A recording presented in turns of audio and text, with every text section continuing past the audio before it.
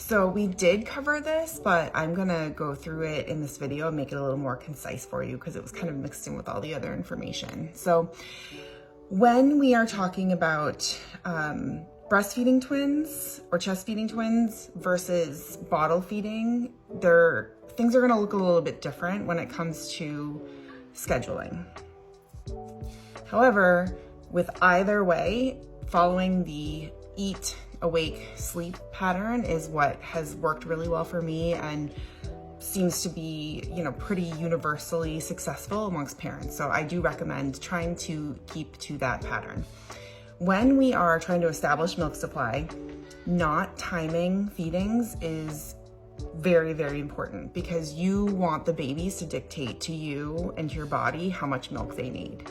So with that comes kind of inconsistent feeding times, but if you can develop a pattern and stay pretty consistent with it, eventually this will evolve into a schedule. And usually we see that somewhere around 6 weeks start to begin. And then typically by 3 to 4 months, babies are pretty able to take on a schedule, if not already having had established one themselves.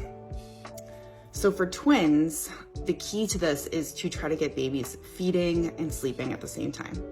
So I call it the squeaky wheel syndrome, when one baby is telling you that they're hungry with feeding cues, they are just waking up for a brand new newborn is actually a hunger cue.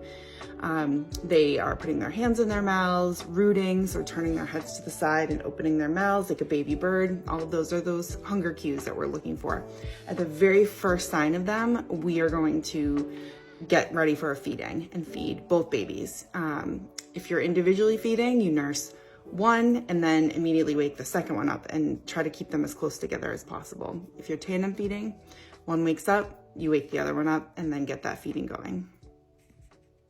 The same kind of goes with sleeping. So in order to get them sleeping on the same schedule, it does take some work. We want to actively try to get the awake baby to sleep if we want both of them to be sleeping. If we want both of them to be awake, we need to wake up the baby who's sleeping to match the other one. Just try to, get things to be as similar as you can between them. It takes some consistency and time in the beginning, but it will evolve over the course of, the first few weeks and months into more of a structured schedule. But typically speaking, babies aren't ready for like a clock schedule, as they call it. So like eating at the same time, sleeping at the same time every day until about 3 or 4 months. But every baby has a different readiness level. So you kind of just have to watch for the cues. Hope that helps.